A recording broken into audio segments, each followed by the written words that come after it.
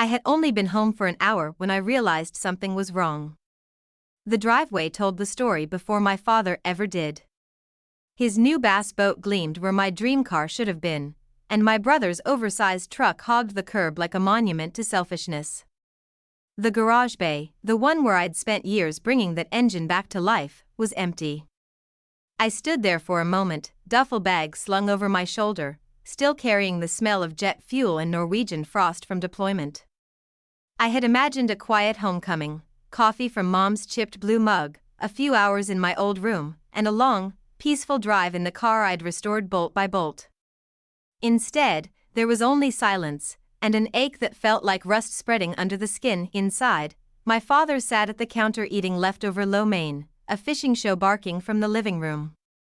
"Hey, stranger," he said without looking up. "Back from your snow vacation?" I didn't answer the jab. "Where's my car?" I asked. He chewed, swallowed, and said it as if it were nothing. "I sold it." My breath caught. "You what?" "Your brother needed help with a down payment. Family helps family." He smiled, as though generosity justified theft. The words didn't rise in me the way they used to. The sea had taught me that storms burn out, but currents endure. "It was mine," I said evenly. He shrugged. "Paperwork's paperwork. Be thankful you finally did something useful." His tone landed heavier than his words. I looked at him, the man who taught me to ride a bike and to fight fair, and felt both versions of him standing there. I didn't yell. I just said quietly, "You'll want to answer that to Dad," when the kitchen phone started to ring 5 minutes later. The phone kept ringing. Dad didn't move at first, he just kept his eyes on the TV, pretending it was part of the background noise. When I finally picked it up, Mom's voice came through, brittle as glass. "It's Uncle Ray," she whispered. "He's gone." The room seemed to shrink. Uncle Ray wasn't really an uncle, not by blood. He was Dad's old army buddy, the man who'd taught me how to skip stones and fix a carburetor when I was 10. He was the one person who could make Dad laugh after Mom's long shifts, the one who still called me kiddo long after I stopped being one. Dad didn't ask what happened. He just nodded, eyes still fixed on the fishing show.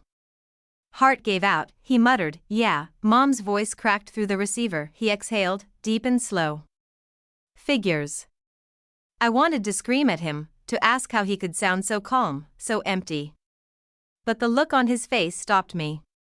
It wasn't cold. It was hollow. The kind of hollow that comes from outliving too many good men. That night, I couldn't sleep. I sat on the porch, watching the streetlight flicker across the hood of my brother's truck, the truck Dad had sold my car for. Every sound felt louder in the quiet, the hum of distant traffic, the rustle of dry leaves, the faint creak of Dad's recliner inside. Somewhere between the shadows and the silence, I realized something: my father and I weren't enemies. We were mirrors.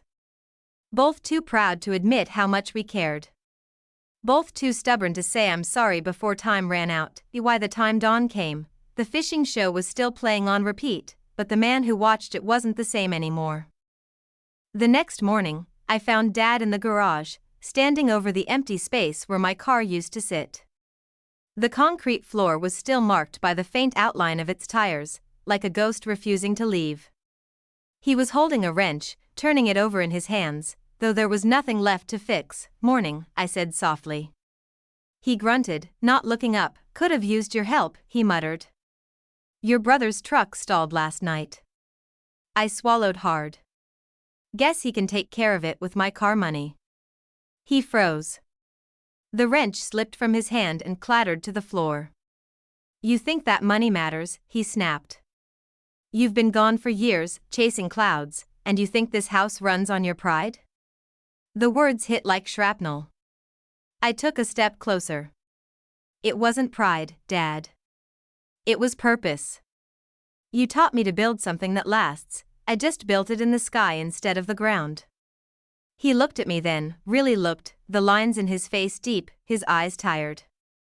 For a heartbeat, I saw the man who taught me to drive, who stayed up all night fixing my science project in 7th grade. But then it was gone. I did what I had to do, he said quietly. You'll understand someday. I wanted to yell, to throw every word he'd ever used against me back in his face. But instead, I said, maybe. But by then, it'll be too late. And I walked out. That was the last conversation we ever had, just echoes of pride bouncing off the walls of a half-empty garage. He died 2 weeks later, before either of us found the courage to call. Grief doesn't arrive all at once. It seeps in quietly, like rain through a cracked roof. When I came back home for the funeral, the house didn't feel like the one I'd grown up in. It was smaller somehow, or maybe I was just seeing it through different eyes. Mom moved slowly, careful not to cry too loud. She kept setting an extra plate at the table, forgetting he wouldn't be there. The smell of his coffee still lingered, strong and bitter, as if he'd only stepped out for a moment. After everyone left that night, I found myself in the garage again. It was cleaner than I remembered, his tools lined up perfectly, workbench wiped down, the same empty space where my car once stood. On the pegboard hung a note, pinned by a rusted nail. My name written in his rough handwriting. Didn't sell it to hurt you. Just wanted to help your brother start right. Figured you already learned how to fly on your own. My throat tightened. Beneath the note was an envelope. Inside, a photo of me, 16, standing next to that same car, grease on my face, Dad's arm around my shoulder. On the back, he'd written, "You built this. You'll build bigger." I sat on the cold floor for a long time, the hum of the fridge echoing through the empty house. All those years, I thought he didn't see me. But he had. He'd been proud, just trapped in the only language he knew, hard work, silence, and sacrifice. When the sun started to rise, I whispered into the still air, "I get it now, Dad." For the first time, it didn't feel like an apology. It felt like peace. A month after the funeral, I took my next flight assignment, a medical transport run over the same valley where I learned to fly. It was early morning, the horizon brushed in gold, the clouds soft like memory. For the first time in a long while, the sky didn't feel like escape. It felt like home. I carried Dad's note with me, folded small inside my flight jacket. Every time the engines roared to life, I thought of him, of his hands steady on a wrench, of his quiet lessons about work, patience, and pride. He never said the words "I'm proud of you," but I could finally hear them now, whispered between every heartbeat of the plane. At cruising altitude, I looked out at the endless stretch of blue and smiled. I realized he'd never sold that car out of selfishness. He'd done it the only way he knew how, by giving someone else a chance. The same way he once gave me mine. When I landed, I didn't rush to shut down the cockpit. I just sat there, hands resting on the yoke, listening to the gentle hum of the engines fading. The hangar doors opened, sunlight spilling across the floor like forgiveness. I took the photo from my pocket, me and him, side by side, and pinned it to the cockpit wall, right above the instruments. "You built this. You'll build bigger," he'd written, and I have.